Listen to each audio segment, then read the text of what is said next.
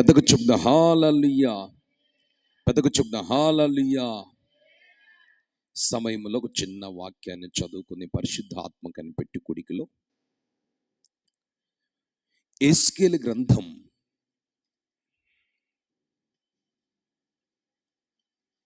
37వ అధ్యాయము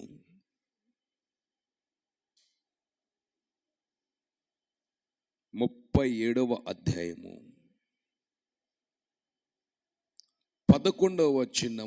12వ వచనము, 13, 14 వచనాలు, 4 వచనాలు ఈ రాత్రి మనం ధ్యానించుకుందాం.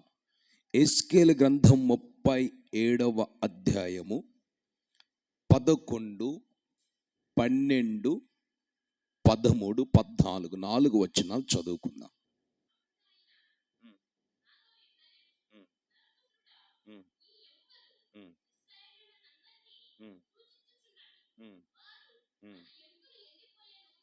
ఒకటి, ఎముకలు ఎవరిని సూచించుచున్నవి అంటే దేవుని బిడ్డలంటే ఇజ్రాయేల్ ప్రజలను సూచించుచున్నవి. దేవుని బిడ్డలుగా నడిపించబడుతున్నటువంటి ఇజ్రాయేలు ప్రజలను ఈ ఎండిపోయిన ఎముకలు సూచనగా ఉన్నది వాళ్ళ పరిస్థితి.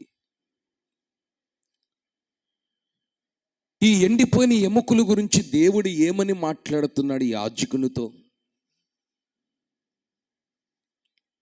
ఇక్కడ దేవుని సంభాషణ, దైవజనుడైన ప్రవక్త అయినటువంటి ఎస్కేలు సంభాషణ, రెండు సంభాషణ ఇక్కడ సంభవిస్తూ దేవుడు మాట్లాడుతున్నాడు, ఎస్కేలు మాట్లాడుతున్నారు. ఎవరి గురించి మాట్లాడుతున్నారంటే ఎండిపోయిన ఎముకల గురించి దేవుడు మాట్లాడుతున్నాడు. ఎస్కేలు ప్రవక్తతో చెప్తున్నాడు, నరపుత్రుడా, ఈ ఎండిపోయిన ఎముకలు ఎవరంటే ఇజ్రాయేల్ ప్రజలను సూచించుచున్నవి. ఆమె చెప్దాం, చేతులు చాపి పెద్దకు చెప్దాం. ఎండిపోయిన అనుభవం బైబిల్లో ఎన్నో సందర్భాలలో, యెషయా గ్రంథంలో కూడా రాయబడి ఉంది. నేను ఎండిన చెట్టును అనుకునవద్దని. ఒక చెట్టు ఎందుకు ఎండిపోతుంది అంటే దానికి సరిపడా నీటి వసతి లేకపోవటం వలన, సరైనటువంటి బలము లేకపోవటం వలన, సరైనటువంటి ఆ చెట్టుకి చేయవలసినటువంటి పరిచర్య మనం చేయకపోవటం వల్ల, ఆ చెట్టు పాదిని శుభ్రం చేయకపోవటం వలన, మెయిన్ ఏంటంటే చెట్టు త్వరగా ఎండిపోవటానికి ఒకటి కారణం, నీరు ఆ చెట్టుకు చాలినంత నీరు లేకపోతే చెట్టు ఊరికి నిండిపోతుంది. ఇంకా తర్వాత జరిగే సంభవాలు వేరు. ఆ చెట్టుకు పురుగు పట్టడమో, ఆ చెట్టు మరి ఫలాలు ఇచ్చే సమయంలో ఆ ఫలాల కిందకు రాలి పట్టడమో ఏదో సంభవిస్తుంది. ముందు భూమి మీద ఒక చెట్టును మనం నాటినప్పుడు ఆ చెట్టుకు కావాల్సింది ఏమిటంటే నీరు. ఆమేన్, హల్లెలూయా. నీరు లేని చెట్టు ఎండిపోతుంది. ఇక్కడ మనం బాగా గమనిస్తే ఇజ్రాయేల్ ప్రజల పరిస్థితి ఎలా ఉందంటే ఎండిపోయిన అనుభవం సూచనగా ఉంది. ఇలా ఆత్మీయ స్థితి ఎండిపోయింది.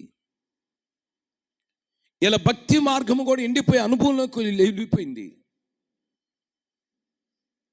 ఎండిపోయే అనుభవం. ఎండిపోయిన చెట్టు ఎలా ఉంటుంది? వాడిపోతూనే ఉంటుంది, రోజు రోజు వాడిపోతూనే ఉంటుంది. నీరు సరిపడ నీరుకు ఆ సమృద్ధిగా చెట్టుకు నీరు అందితే ఆ నీరు పచ్చగా ఉంటుంది. ఎండిపోయిన చెట్టుని మీరు పక్కన పెట్టండి, నీరు పెట్టిన చెట్టుని మీరు పక్కన పెట్టండి. ఎండిపోయిన చెట్టు ఒక విధముగా ఉంటుంది, పచ్చగున్న చెట్టు ఒక విధముగా ఉంటుంది. పచ్చగున్న చెట్టు ఆకర్షిస్తుంది, దాని వైపు ఆకర్షించుకుంటుంది మనలను. ఎండిపోయిన చెట్టుకెళ్ళి మనం చూడాలన్నా కానీ మనకి ఆకర్షణ అనేది కలగదు దాని మీద మనకి. అది ఆకర్షించుకోలేదు వాస్తవంగా అయితే. ఇక్కడ ఈ పరిశుద్ధాత్మ కనిపెట్టు కుడికలో ఒక సేవకునికైనా, ఒక విశ్వాసికైనా, ఒక ఆత్మీయుడికైనా, ఒక పరిశుద్ధమైనటువంటి జీవితం చేసే వారికైనా ఎండిపోయే అనుభవంలో మనం ఉన్నప్పుడు మన పరిస్థితులు ఎలా ఉంటాయి అంటే కొంచెం బాధకరంగానే, ఇబ్బందికరంగానే, మనకు కొంచెం దుఃఖకరంగానే ఉంటాయి మన పరిస్థితులన్నీ. అందుకని ఇక్కడ దేవుడు చెప్తున్నాడు, ఏమని చెప్తున్నాడు? నరపుత్రుడా, ఎండిపోయిన ఎవరు? ఇజ్రాయేలు ప్రజలను సూచించుచున్నవి. వాళ్ళ ఆత్మీయ స్థితి ఎండిపోయింది.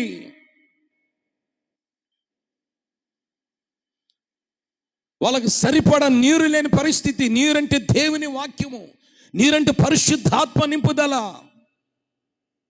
నీరంటే మనిషిని జీవింపజేసేది. మనిషి నీళ్లు తాగితేనే మనిషి బ్రతకగలుగుతాడు. నీళ్లు త్రాగకపోతే మనిషి బ్రతకలేడు. ఆత్మీయ స్థితిలో కూడా పరిశుద్ధాత్మ అనే నీరు, పరిశుద్ధాత్మ నింపుదల అనేది మనకు అవసరమై ఉంది. అందుకంటే ఎండిపోయారు వాళ్ళని సూచించుచున్నది. చదువు ఇప్పుడు వాళ్ళు చెప్పుకుంటున్నారు. వాళ్ళందరూ కూర్చొని వినండి, ఇశ్రాయేలు ప్రజలందరూ కూర్చొని ఏమని చెప్పుకుంటున్నారు? మన ఆశలన్నీ విఫలమైపోయినవి, సఫలపరచబడలేదు. మనం ఏదైతే ఆశించామో, ఏదైతే మనం ఆశపడ్డామో, ఆశలన్నీ కూడా విఫలమైపోయినాయి కానీ సఫలపరచబడలేదు. ఆమె చెప్దాం గట్టిగా, పెద్దగా చెప్దాం హల్లెలూయా. మేము ఆశించిన ప్రతి ఆశంతో కూడా అది విఫలమైపోయింది. ఆశపడ్డాం కానీ, ఆశించాం కానీ, ఆశించింది మేము పొందలేకపోయాం. ఆశపడ్డాం కానీ ఆశపడిన దాన్ని మేము అనుభవించలేకపోయాము. చూడండి, కొంతమంది చెప్తారండి, మేము ఆశించింది మేము పొందలేకపోయామండి, ఆశించింది మేము అనుభవించలేకపోయామండి, ఆశించాము కానీ ఆశించినంత లాభం మాకు రాలేదు, ఆశించాము కానీ ఆశించినంత దేవుని యొక్క ఆశీర్వాదం మాకు రాలేదండి అని చెప్తూ ఉంటారు కొంతమంది. ఇక్కడ ఎందుకైనా పరిశుద్ధ ఆత్మదేవుడు నీతో నాతో బోధిస్తున్నాడు. ఏమని బోధిస్తున్నాడంటే, వీళ్ళు ఏమని చెప్తున్నారు? మా ఆశలన్నీ విఫలమైపోయాయి. ఆమె చెప్పు, చేతులు చాపి పెద్దగా చెప్పు హల్లెలూయా, దేవునికి స్తోత్రం. మా ఆశలన్నీ విఫలమైపోయాయి. అసలు వీళ్ళ ఆశలు విఫలమైపోవటానికి కారణం ఏంటి? వీళ్ళు ఎండిపోయిన ఎముకల్లాగున్నారు. ఒక చెట్టు ఎప్పుడు ఎండిపోతుంది? సరైనటువంటి వర్షము, సరైన నీరు లేకపోవటం వల్ల చెట్టు ఎండిపోతుంది. ఒక విశ్వాసి ఎప్పుడు ఎండిపోతాడు? ఆత్మీయతలో పరిశుద్ధాత్మ నింపుదల, పరిశుద్ధాత్మ అనుభవం, పరిశుద్ధాత్మ శక్తి, పరిశుద్ధాత్మ ప్రభావము, పరిశుద్ధాత్మను మంట లేకపోవటం వల్ల ఒక విశ్వాసైన, ఒక సేవకుడైన, ఒక సంఘమైన ఎండిపోతుంది. కానీ అది పచ్చగా ఉండదు, పచ్చగా ఉండదు అది. అయితే ఇక్కడ వాక్యం చెప్తుంది, మా ఆశలన్నీ విఫలమైపోయినవి. వాళ్ళు ఏమనుకుంటున్నారు తెలుసండి? మేము నాశనం అయిపోతున్నాము. అర్థమవుతుందండి? వాళ్ళు దేవుని బిడ్డలేనండి. మేము నాశనం అయిపోతున్నామండి, మేము నాశనం అయిపోతున్నాం, అదే చెప్తున్నారు వాళ్ళు. ఈరోజు చాలామంది కూడా ఆత్మీయ స్థితిలో వాళ్ళ యొక్క ఆత్మీయతని నాశనం చేసుకునే వాళ్ళని మనం ఎందరిని కళ్ళతో చూస్తూ ఉంటాం. వాళ్ళ ప్రార్థన జీవితాన్ని నాశనం చేసుకునే వారిని అందరిని మనం కళ్ళతో చూస్తూ ఉంటాం. పచ్చగున్న కుటుంబాలను కొంతమంది సైతాను మార్గంలోకి వెళ్ళి నాశనం చేసుకునే వాళ్ళని కూడా మనం చూస్తూ ఉంటాం. దేవుని యొక్క ఆశీర్వాదం, దేవుని కృప, దేవుని పరిశుద్ధాత్మ జ్వాలల కుటుంబంలో ప్రత్యక్షమై జలాధారల వలె ఆ కుటుంబంలో ప్రవహిస్తున్నప్పుడు ఆ ప్రవాహములో ఉన్నటువంటి మాధుర్యాన్ని కొంతమంది అనుభవించకుండా, ఆలోచించండి, ఆ ప్రవాహంలో ఉన్న మాధుర్యాన్ని కొంతమంది అనుభవించకుండా లోకపు కార్యక్రమాలకి, లోకపు ఆచారాలకి, లోకపు మాటలకి ఆకర్షించబడి ఆత్మీయతని దెబ్బ తీసుకొని, భక్తి జీవితాన్ని దెబ్బ తీసుకొని, ప్రతిష్ఠితను దెబ్బ తీసుకొని, తీర్మానాన్ని దెబ్బ తీసుకొని, నిబంధనను దెబ్బ తీసుకొని కొంతమంది నాశనమైపోతూ ఉంటారండి. నాశనమైపోతున్నటువంటి ఆ జనులను చూసి దేవుడు ఇక్కడ మాట్లాడుతూ ఉన్నాడు. వాళ్ళు అంటున్నారు, యేసుక్రీస్తు కూడా ఈ మాటలు చెప్పడం లేదు, మేము నాశనం అయిపోతిమి అని వాళ్ళు అంటున్నారు. ఇక్కడ వాళ్ళ స్థితి వాళ్ళకి అర్థమైపోయింది. రాత్రి పరిశుద్ధాత్మ కనిపెట్టి కుడికి వచ్చిన నువ్వైనా నేనైనా వాక్యము ద్వారా పరిశుద్ధాత్మ దేవుడు ఆత్మ కొడికలా మాట్లాడుతున్నప్పుడు నీ స్థితి ఏమిటి, నా స్థితి ఏమిటి అనేది ఒక్కసారి మనం గ్రహించాలి. గ్రహింపు లేని వాడు ఏష్టండి. ఇక అందుకే దేవుడు చెప్తాడు దానియేలుతో, నువ్వు గ్రహింపు సంగతులు కలిగినటువంటి వ్యక్తివి. ఆ రాజు కూడా చెప్తాడు అదే మాట.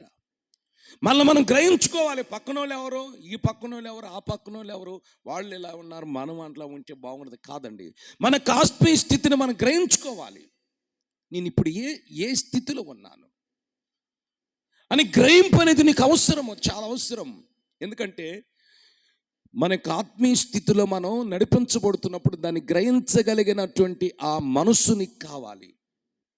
చూడండి, ఇప్పుడు వీళ్ళు అంటారు, వీళ్ళు గ్రహించుకున్నారు వాస్తవంగా. నిజంగా ఇశ్రాయేలు ప్రజలు దేవుని బిడ్డలకి సూచనే ఉంది, ఎముకలకు ఎముకలంటే దేవుని బిడ్డలు సూచనే ఉంది.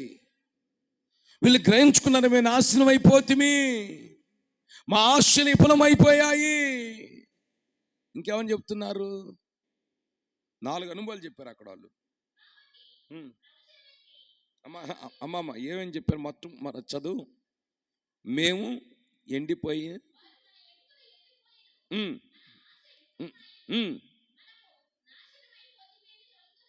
3 దేవునికి స్తోత్రం. 1 మేము ఎండిపోయాము, వినండి. 2ది మేము మా ఆశలన్నీ విఫలమాయను.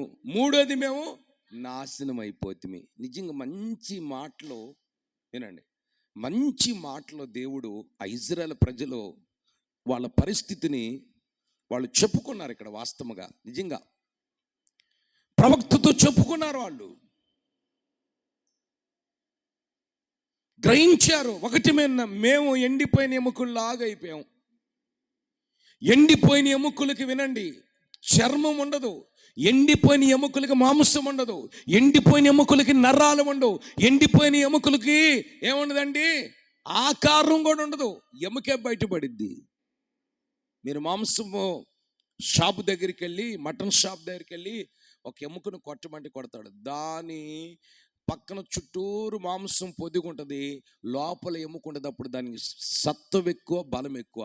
అదే మాంసాన్ని పక్కకు తొలగించి మటన్ని ఆ ఎముకను ఒక్కడిగా పైకి తీస్తే అది సన్నగా ఉంటుంది, పటాలమని ఎరిగిద్ది. అంతేక సింపుల్ ఎగిరిపోద్ది, అంతేక. చూడండి, ఇక్కడ అదే చెప్తున్నారు. 3 గ్రహించారు వాళ్ళు. 3 గ్రహించారు. ఏమని గ్రహించారు? మేము ఎండిపోయిన ఎముకల్లాగా అయిపోయింది మా పరిస్థితి. 2ది మేము ఆశలన్నీ విఫలం అయిపోయినవి. 3ది మేము నాశనం అయిపోతున్నాము. ఆమేన్. చేతులు చప్పగట్టిగా చెప్దాం. అప్పుడు దేవుడు ఏం చెప్పాడో మీరు చదవండి అండి. ప్రవచనమెత్తాడు దేవుడు ప్రవక్త ద్వారా. ఆమె చెప్పగట్టిగా. యేస్కేలు ప్రవచనమెత్తి మాట్లాడు వాళ్ళతో. నువ్వు ప్రవచనమెత్తి నువ్వు మాట్లాడు వాళ్ళతో. నేను చెప్తున్న మాటలన్నీ డైరెక్ట్గా దేవుడు చెప్పొచ్చు కదండి వాళ్ళతో. మీరు గమనించండి, డైరెక్ట్గా దేవుడు వచ్చి వాళ్ళతో చెప్పొచ్చు కదండి. ఎందుకు దేవుడు చెప్పలేదు? వాళ్ళ మధ్యలో ఒక యాజకుని పెట్టుకున్నాడు దేవుడు, ఒక సేవకుని పెట్టుకున్నాడు, ఒక ప్రవక్తను పెట్టుకున్నాడు దేవుడు. అర్థం చేసుకుని ఒక ప్రవక్తను దేవుడు పెట్టుకున్నాడు. ఆ ప్రవక్త ద్వారా దేవుడు వాళ్ళతో మాట్లాడుతున్నాడు. ఎవరితో? ఎండిపోయిన ఎముకలతో, అనుభవంలో ఉన్నటువంటి వ్యక్తులతో. ఎవరితో మాట్లాడుతున్నాడు? మా ఆశలను విఫలమైపోయినటువంటి అనుభవాలను నడిపించబడుతున్న వ్యక్తులతో. మేము నాశనం అయిపోతున్నామని అనుభవాల్లో నడిపించబడుతున్న వ్యక్తులతో ప్రవక్త ద్వారా దేవుడు మాట్లాడుతున్నాడు. ఏమని మాట్లాడుతున్నాడు? ప్రవచన వ్యక్తి వాళ్ళతో ఎలాగ చెప్పు. ఆమేన్. ఈ రాత్రి నీ జీవితంలో, నా జీవితంలో నీ స్థితిని నువ్వు గుర్తించగలిగితే, నీ పరిస్థితిని, నీ ఆత్మీయ స్థితిని, నీ జీవితాన్ని గ్రహించగలిగితే, నువ్వు ఏ స్టేజ్లో ఉన్నా నీకు అర్థమైద్ది. నువ్వు ఎండిపోయిన ఎముకల్లాగా ఉన్నావా? నీ ఆశలన్నీ విఫలమైపోయినాయా? నువ్వు నాశనమైనటువంటి మార్గాల్లో నేను నడిపించబడ్డామా? ఈ 3 అనుభవాలు, నీ స్థితిని నువ్వు గుర్తించగలిగి లేఖనము ద్వారా ప్రభువు నీతో నాతో మాట్లాడుచున్నప్పుడు గ్రహించగలిగితే, ఈ రాత్రి ప్రభు మరలా ప్రవచనమెత్తి యాజకునితో ప్రభు మాట్లాడుతూ ఉన్నాడు. చేతులు చాపు గట్టిగా చెప్పు, పెద్దగా చెప్పు. కొంతమంది చెప్తారండి, మేము బాగానే ఉండండి, పర్వాలేదండి అని చెప్తారు. ఏనండి, మేము బాగానే ఉండామండి, పర్వాలేదని చెప్తారు. బాగానే ఉండామండి, ఇబ్బంది ఏమి లేదండి, మాకు ఇబ్బంది ఏమి లేదండి, అంతా బాగానే ఉందండి, ప్రాబ్లమ్స్ ఏమి లేవండి, మా ఆశలన్నీ నెరవేర్చబడుతున్నాయండి, మేము ఎండిపోయిన ఎముకల్లాగా లేవండి, మేము జీవం కలిగిన ఎముకల్లాగా ఉన్నామని చెప్తారు కొంతమంది. ఏమండి, మా ఆశలన్నీ సఫలమైపోయినాయని చెప్తారండి. వేసుకున్న షర్టే, మనం ధరించుకున్న వస్త్రాలే. ఈ షర్ట్ను ఓపెన్ చేస్తే లోపల భాగాలన్నీ బయటకు వస్తాయి. ఎముక ఎలా ఉంటుంది, కండ ఎలా ఉంటుంది, చర్మం ఎలా పొదిగాడు అనేది మనకు అర్థమవుతుంది. నువ్వు గ్రహించు, రాత్రి నీ స్థితిని నువ్వు గ్రహించు. ఎన్ని వాక్యాలు విన్నా కొంతమందికి మారు మనసు ఉండదు, మార్పు రాదు, మారు మనసు ఉండదు. అయితే ఈ రాత్రి పరిశుద్ధాత్మ కనిపెట్టు కుడికలో, ఒకప్పుడు నువ్వు ఎలా ఉన్నావు, ఇప్పుడు ఎలా ఉన్నావు, ఒకప్పుడు నీ స్థితి ఎలా ఉంది, ఇప్పుడు నీ స్థితి ఎలా ఉంది, ఒకప్పుడు నువ్వు ఆత్మీయంగా ఎలా నడిపించబడ్డావు, ఇప్పుడు ఆత్మీయతను పోగొట్టుకుని ఎలా నడిపించబడుతున్నావు. ఆ స్థితిని నువ్వు గ్రహించాలి. దాన్ని ఇంకా గ్రహించకుండా, వినండి, ఆ సమయం మందలే, తరుణం మందలే, ఏం కాదులే అనుకున్నామనుకో, మన ఆత్మీయ స్థితిలో మనం ఎంతో నష్టపోతాము. ఆమేన్. దేవునికి స్తోత్రం. హల్లెలూయా చెప్దాం గట్టిగా, పెద్దగా చెప్దాం హల్లెలూయా. గురువారం రోజు అనుకుంటా, ఉదయాన్నే 6 గంటలకి పండూరు మార్కెట్కి నేను వెళ్ళా. మార్కెట్ అంతా ఓపెన్ చేసి ఉంచారు. ఆ మార్కెట్లో మున్సిపాలిటీలో పనిచేస్తున్న ఒక తల్లి చీపురు పట్టుకుని మార్కెట్ అంతా ఉడుస్తూ ఉంది. ఆ మార్కెట్లో ఒక ఆయన ఉన్నాడు, కూరగాయలు అమ్ముకునేటువంటి ఆయన, షాపులో కూర్చున్నాడు. ఆయనతో అంటుందామే, రాత్రి ఆయన యాకోబు నీకు తెలుసని ఆయన అంటుంటే, తెలుసమ్మా, నిన్నే కదండి అమ్మ కూరగాయలు తీసుకుని వెళ్ళాడండి అని ఆమెతో చెప్తున్నాడు. ఆయన ఏమి లేదండి, రాత్రి పాపం ఆయన ఇంట్లో నిద్రపోతున్న సమయంలో గ్యాస్ అంతా లీక్ అయిపోయి ఫైర్ అయిపోయింది, మనిషి కాలిపోయాడు. ఏమి లేదండి, తెల్లవారుజాన ఓపెన్ చేసి చూస్తే డోర్లన్నీ కాలిపోయిన, గ్యాస్ అంతా లీక్ అయిపోయింది, చచ్చిపోయాడని చెప్తున్నారండి. ఆయన అంటాడు, అమ్మా నిన్నే కదమ్మా ఆయన నా దగ్గర కూరగాయలు తీసుకుని వెళ్ళిందంటే, లేదండి మా మున్సిపాలిటీ వాళ్ళకి తెలిసిందండి, వాళ్ళు చెప్పుకుంటే నేను విన్నానని చెప్తుంది. అలాంటి జీవితం మంది. ఏ సమయంలో ఏమి సంభవిస్తుందో ఎవరికి తెలియదు, గుర్తుపెట్టుకో. నేనే నువ్వైనా మన ఆత్మీయ స్థితిలో దేవుడు మనకు రోజు రోజు దినములను పొడిగిస్తున్నాడు, సంవత్సరాలు పొడిగిస్తున్నాడు, టయాన్ని పొడిగిస్తున్నాడు, వయస్సును పెంపొందిస్తున్నాడు. ఆయన నిమిషాలు దాటిపోతున్నాయి మన జీవితంలో, గంటలు దాటిపోతున్నాయి మన జీవితంలో, వారాలు దాటిపోతున్నాయి మన జీవితంలో, నెలలు దాటిపోతున్నాయి మన జీవితంలో, సంవత్సరాలు దాటిపోతున్నాయి మన జీవితంలో. ఎందుకని? ఒకసారి ఆలోచించు. ఈ ఆత్మ కొడుకులను ఒక్కసారి ఆలోచించు. వాళ్ళు అక్కడ గ్రహించగలిగారు, మేము ఎండిపోయిన ఎముకలమని గుర్తించారు, మా ఆశల నిఫలమైపోయినని గుర్తించారు. ఆమేన్. అదేవిధంగా చెప్తున్నారు, మూడోదేనండి, మేము నాశనం అయిపోయామని గుర్తించారు. ఇంకో మాట కూడా నేను మీకు తేటగా చెప్పాలని కోరుకుంటున్నాను. చేతులు చాపు, మీరు అందరూ గట్టిగా చెప్పండి.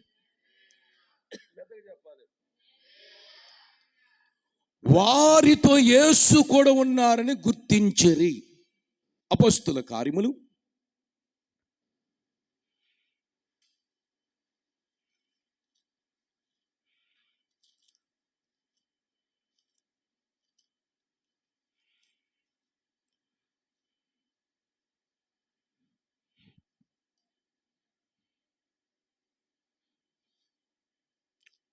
4వ అధ్యాయము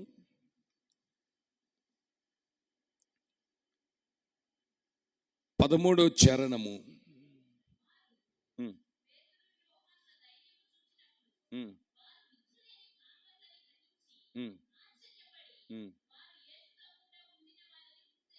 చూశారండి, వినండి చాలా జాగ్రత్తగా. వారు యేసుతో కూడా ఉన్నారని గుర్తెరిగిరి. ఎవరో యేసుతో ఉన్నారు అర్థం చేసుకోండి. పేతురుతో యోహానుతో యేసుక్రీస్తు వీళ్ళతో ఉన్నారని వాళ్ళు గుర్తెరిగిరి. అర్థమవుతుందండి? వాళ్ళు గుర్తించారు. వీళ్ళు విద్య లేని పామర్లే కావచ్చు, చదువు లేని పామర్లే కావచ్చు, సంస్కారం తెలియని వ్యక్తులే కావచ్చు, నాగరికత తెలియని వ్యక్తులే కావచ్చు, అయినను వాళ్ళతో యేసుక్రీస్తు ఉన్నారు అని పరిసయ్యులు సద్దూకాయలు గుర్తించిరి. ఈ రాత్రి నువ్వు కూడా యేసుక్రీస్తు నీతో ఉన్నాడా? ఆత్మ నీతో ఉందా? లేక ఆత్మ లేకుండా నువ్వు అనాథగా జీవిస్తున్నావా? ఆశీర్వాదం లేకుండా కన్నీళ్ల మధ్య నడిపించబడుతున్నావా? పరిశుద్ధాత్మ అనుభవం లేకుండా ఎండిపోయిన ఎముకలాగున్నావు. నువ్వు గుర్తించగలుగుతావు ఈ రాత్రి? నువ్వు గుర్తించు.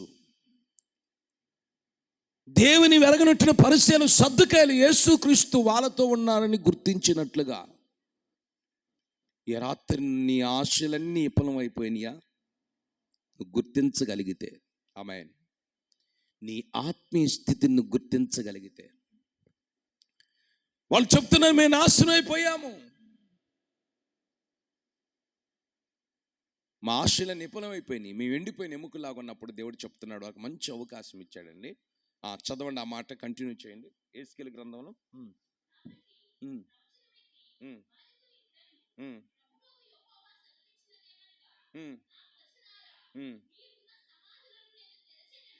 మీరు ఉన్న సమాధులను తెరిచేదను. చేతులు చాపగట్టిగా చెప్దాం, పెద్దగా చెప్దాం. హల్లెలూయా.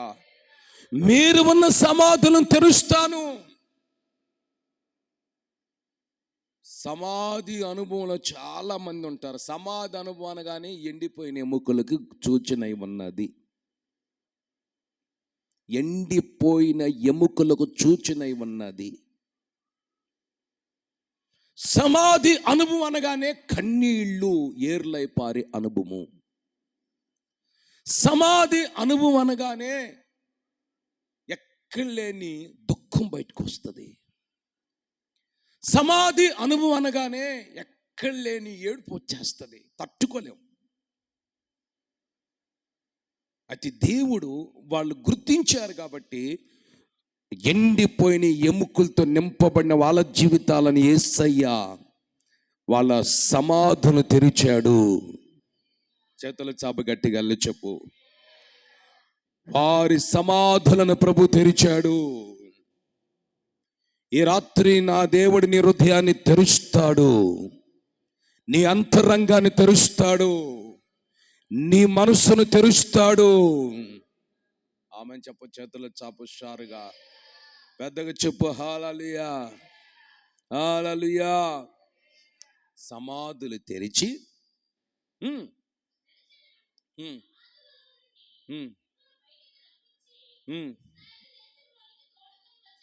సమాధులు తెరవటం, సమాధించి మిమ్మల్ని బయటికి రప్పిస్తాను, ఇజ్రాయెల్ దేశం నేను మిమ్మల్ని తోడుకొని తీసుకొని వస్తాను.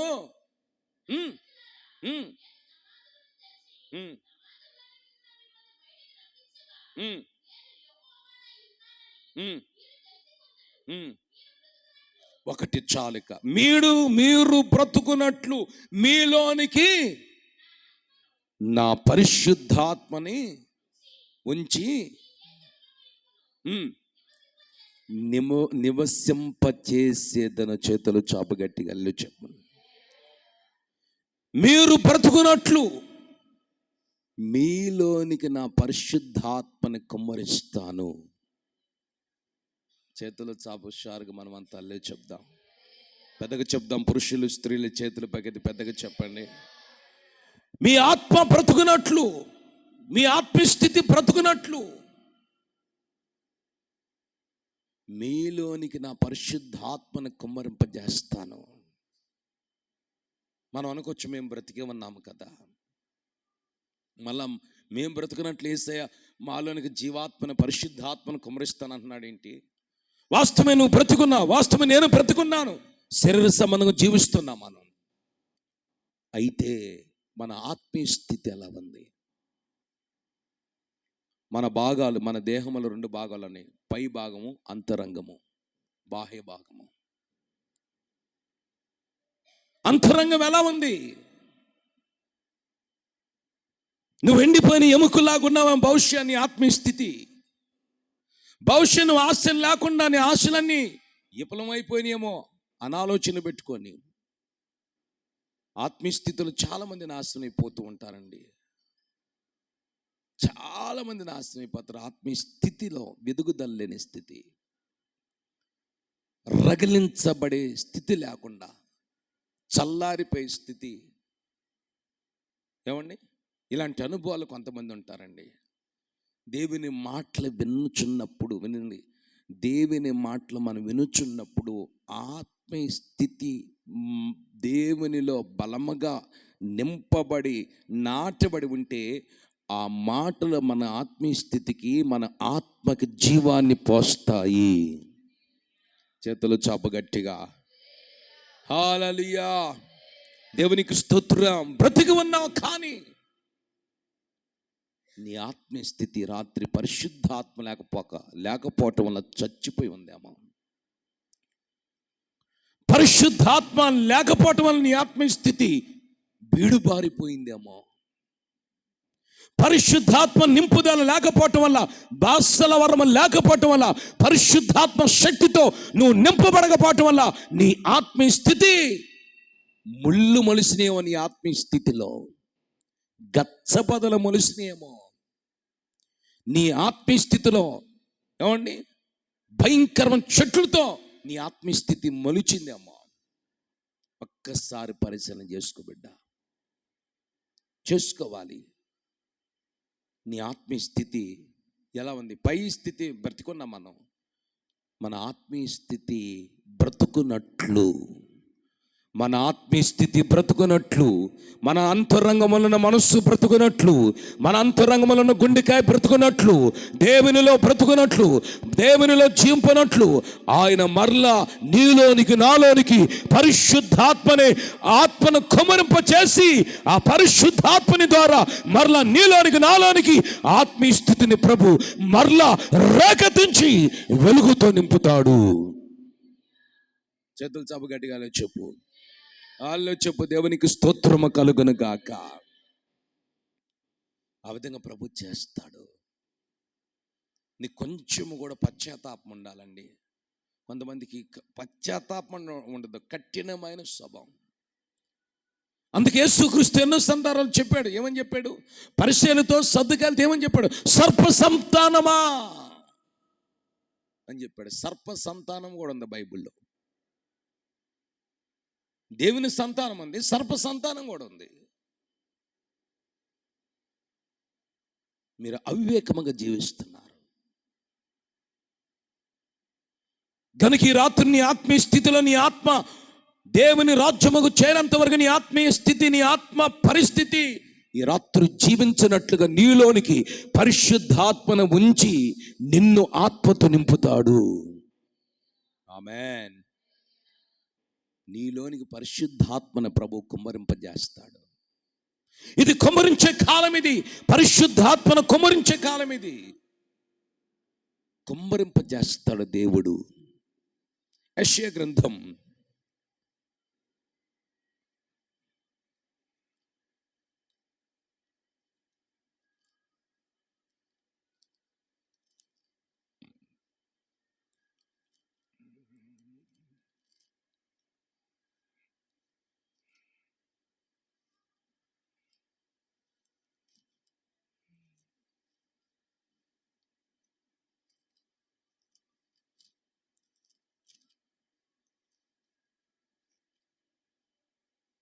32వ అధ్యాయము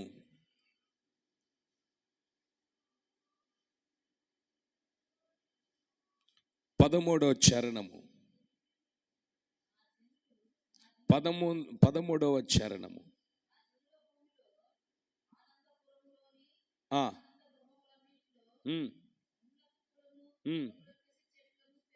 చూసారా?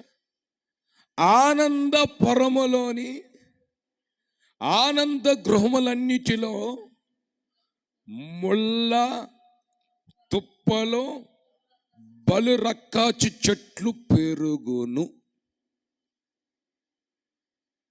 ఏం పెరిగినాయి అండి?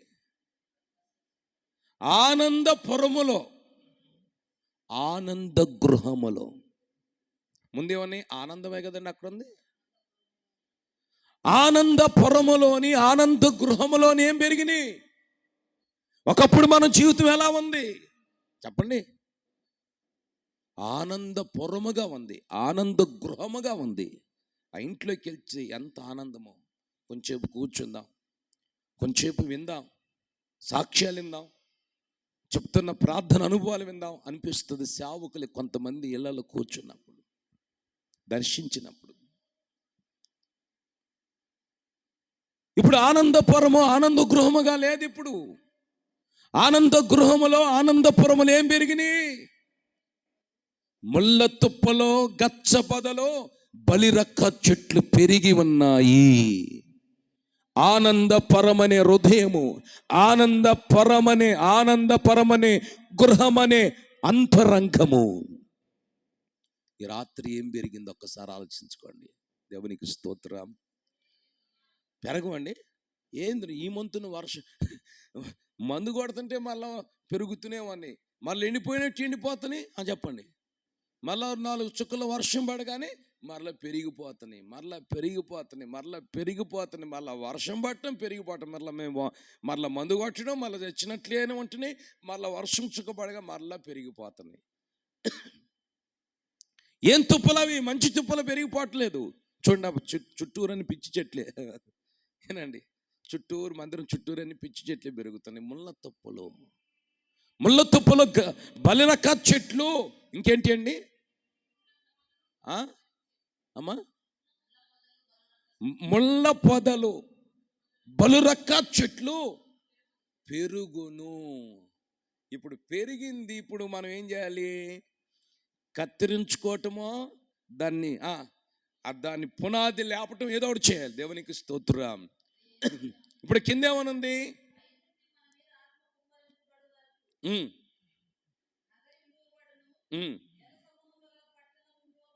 దేవునికి స్తోత్రం.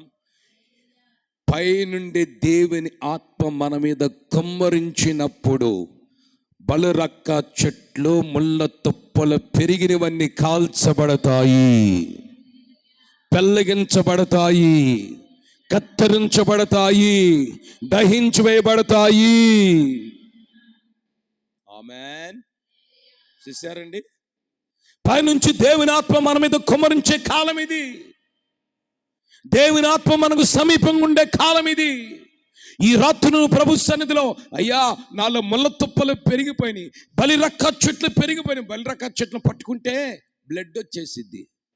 ఇలా దాని ఆ యొక్క ముళ్ళు ఎంత కోసుకుంటే తెలుసు? బలిరక్క చెట్లు ముళ్ళు అది చేతులకు తగిలినా, మన ఒంటికి తగిలినా కానీ అది అంత ప్రమాదకరమైన చెట్టు. అది బ్లడ్ కళ్ళతో చూడకుండా ఆ బలిరక్క చెట్టు మనం వదలదు.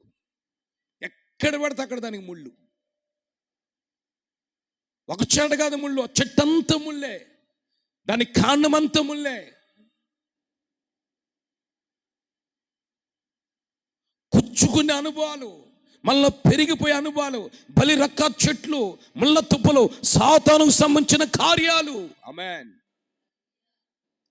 అయితే ఇవన్నీ మనలోంచి పెళ్ళగించబడాలి. ఇవన్నీ మనలో కాలిపోవాలంటే పైనుంచి పరిశుద్ధాత్మ నీ మీద కుమ్మరించుచున్నారు. ఆమెను చెప్ప చేతులు చాపి.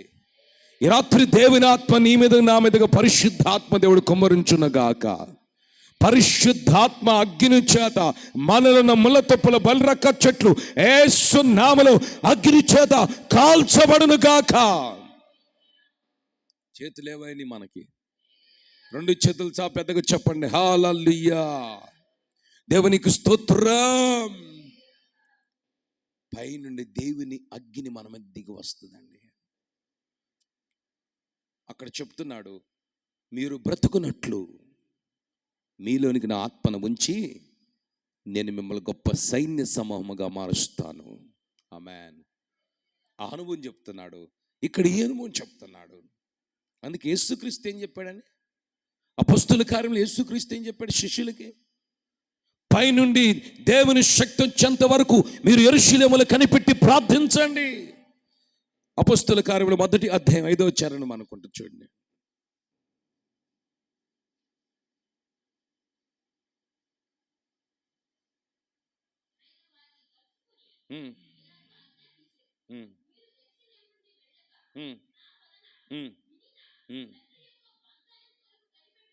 తండ్రి యొక్క వాగ్దానం కొరకు మీరు కనిపెట్టండి.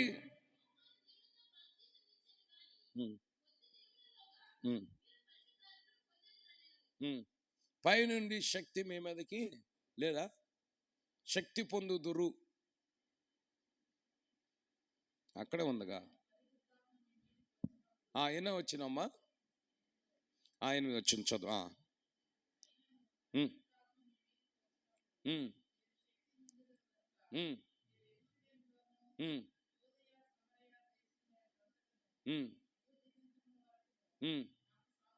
మీరు నాకు సాక్షులై ఉంటారు. దేవునికి స్తోత్రం చెప్దాం గట్టిగా. పైనుండి పరిశుద్ధాత్మ శక్తి మీ మీదకి వచ్చేంత వరకు మీరు యెరూషలేములో కనిపెట్టి ప్రార్థించండి. నీకు పరిశుద్ధాత్మ శక్తి ఉందా, లోకపు శక్తి ఉందా? అర్థం చేసుకోండి. పరిశుద్ధాత్మ శక్తి నీ మీదకి వస్తే నువ్వు బలాన్ని పొందుతావు. ఆమేన్. లోకపు శక్తి నీ మీదకి వస్తే ఎంతవరకు ఉండదు? శరీర శక్తి ఎంతవరకు ఉండదు? శరీరంలో ఓపిక ఎంతవరకు ఉండదండి? శరీరంలో ఏమండి ఎంతవరకు అండి? పరిశుద్ధాత్మ శక్తి నీ మీదకి వస్తే నీ ప్రాణాత్మ దేహాలని మూలుగులతో సహా నిందారహితముగా మార్చేస్తుంది దేవుని ఆత్మ. ఆమేన్. అది నువ్వు పొందుకోవాలండి. నీ ఇంట్లో ఇప్పుడు ముళ్ళ పొదలు, గచ్చ పొదలు, బలిరక్క చెట్లు మొలిసిని పెరిగినవి వాటి ఇష్టం వచ్చినట్లు. ఆమేన్. కొంతమందికి లోక కోరికలు పెరుగుతూ ఉంటాయి, సైతాన్ ఆలోచనలు పెరుగుతూ ఉంటాయి, దుష్టుని ఆలోచనలు పెరుగుతూ ఉంటాయి, ఏమండి తుచ్చమైన ఆలోచనలు పెరుగుతూ ఉంటాయి. ఆ పెరిగినవి కత్తిరించున్నట్లు ఈ రాత్రి నీలోనికి పరిశుద్ధాత్మ దిగి రావాలి. పైనుండి పరిశుద్ధాత్మ నీ మీద కుమ్మరించబడినప్పుడు అవన్నీ నీలోంచి తొలగిపోతాయి. కాల్చబడతాం, శుద్ధీకరించబడతాం, నూతన పరచబడతాం, పరిశుద్ధపరచబడతాం. ఆయన సన్నిధిలో పరిశుద్ధాత్మతో నింపబడిన మనం ఆయన రాజ్యానికి ఆయత్తపరచుటట్లు ప్రభు చేస్తాడు. ఆమేన్. హల్లెలూయా. గనికి రాత్రి పరిశుద్ధాత్మ అవసరం అండి. అది పొందుకోవాలి. నువ్వు పేరుకు బ్రతుకున్నా, నేను పేరుకు బ్రతుకున్నా, ఆత్మీయస్థితి ఎంతగా దిగజారిపోయిన చూడండి. ఒక్కొక్కరు చెప్తారండి, ఒక్కొక్కళ్ళు ఏమండి పాస్టర్ అన్న ప్రార్థన చేయండి. ఆత్మీయస్థితిలో బాగా ఎదుగుతున్నప్పుడు, బాగా జీవింపజేస్తున్నప్పుడు ఆ కొబ్బరిమైన ప్రార్థన చేసి యేసు రక్తం మీద ఆధారపడతారండి. కొంతకాలం ఆ యేసు రక్తం అనే అనుభవం వాళ్ళలోంచి దిగజారిపోయి చివరికి దేని మీద ఆధారపడతారు తెలుసండి? వాళ్ళు అక్కడ మాంత్రికుడి దగ్గరకో, లేకపోతే ఇక్కడ ఈ డాక్టర్ దగ్గరకో, ఇక్కడ అటో ఇటో ఇక లోకపు ఆలోచనలకు దిగజారిపోతారు. ఒకప్పుడు చాలా ఆత్మీయ స్థితి. అందుకని పైనుంచి పరిశుద్ధాత్మ నీ మీదకు దిగి వచ్చినప్పుడు నీలో ఉన్న గచ్చ బదుల బలిరక చెట్లు, లోకపు కోరికలు పెరిగి వేయబడతాయి. ఆమె చెప్ప చేతలు చాపి, ఈ రాత్రి నీకు పరిశుద్ధాత్మ అవసరం అండి. అది నువ్వు పొందుకోవాలి. రోజు నీ జీవితంలో 1 గంటైనా ప్రార్థన చేసుకో. ఆత్మ లేదే నా బ్రతుకుకి, నా ఆత్మీయ స్థితి రోజు రోజు దిగజారిపోతుంది, నా ఆశలన్నీ విఫలం అయిపోయినాయే, నేను నాశనం అయిపోతున్నాను, అయ్యా యేసయ్యా, మీ ఎండిపోయిన ఎముకలాగున్నావయ్యా, నీ ఆత్మ నాలో ఉంచయ్యా, నన్ను బలపరచయ్యా, నన్ను అభిషేకించయ్యా, మళ్ళా లేపయ్యా, మళ్ళా నీ సన్నిధిలో నన్ను చిగురింపచేయ్యా, నీ సన్నిధిలో నన్ను ఫలింపచేయ్యా, నా బ్రతుకులో మళ్ళా ఒక ఉద్యమాన్ని కలుగు చేయండి, రావాల్సిన ఆశీర్వాదం మళ్ళీ నా జీవితంలో మళ్ళీ ప్రసాదించండి. ఇక నుంచి నా గిన్నె నిండి పొంగి పొల్లేటట్లుగా నా జీవితాన్ని సస్యశ్యామలంగా మీరు దీవించండి. నువ్వు అడుక్కోవాలని ప్రభు సన్నిధిలో. ప్రకటించే వాక్యము తప్పు కాదు, చెప్పే దేవుని మాటలు తప్పు కాదు, ప్రార్థించే సేవకుడిలో తప్పు కాదు. ఇన్ని దాని ప్రకారం గై కొనకుండా పోవటం వల్లే మీ మీదకి రావాల్సిన దేవుని ఆశీర్వాదం ఆగిపోతుంది. అది మన లోపాల వల్లే. వినండి, మన లోపాల వల్ల. ఆ లోపాలు మనం సరి చేసుకుంటే వినండి, మనం గొప్పవాళ్ళం అవుతాం. నాలో ఏం లేదులేండి, ఆయనలో ఉందలండి, ఆమెలో ఉందలండి, ఈయనలో ఉందని మనం అనుకొని ఇటు అటు అనుకున్నాం అనుకో, నీకు దేవుడిచ్చిన సమయాన్ని వారి కొరకు నువ్వు వాడుతున్నావా? నీకు దేవుడిచ్చిన కృపని అటు ఇటు వదిలేసుకున్నావా? కాదండి, గ్రహించాలి మనం. ఆమేన్. ఈ రాత్రి నువ్వు గ్రహించు. దేవుడు తప్పనిసరిగా నేను మరలా ఆత్మల బ్రతికేటట్లు చేస్తాడు. పరిశుద్ధాత్మనిస్తాడు, భాషల వరము చేత నింపుతాడు, నిన్ను మరలా ఆత్మలు జీవింపజేస్తాడు, నీ ఆశలు సఫలపరిచేటట్టు ప్రభు చేస్తాడు, మరలా నేను బ్రతికేటట్లు ప్రభు చేస్తాడు. ఇక నాశనమైపోయిన నీ జీవితాన్ని యేసయ్య ఫలభరితముగా మారుస్తాడు. ఆమేన్. చేతులు చాపి గట్టిగా చెప్తా. హల్లెలూయా. మోకరించని చేతుల పైకెత్తని ప్రభు మనందరితో మాట్లాడిన దేవునికి స్తోత్రం ఎంచుదాం. పెద్దగా చెప్దాం, మనమంతా చేతులు పెద్దగా చెప్దాం.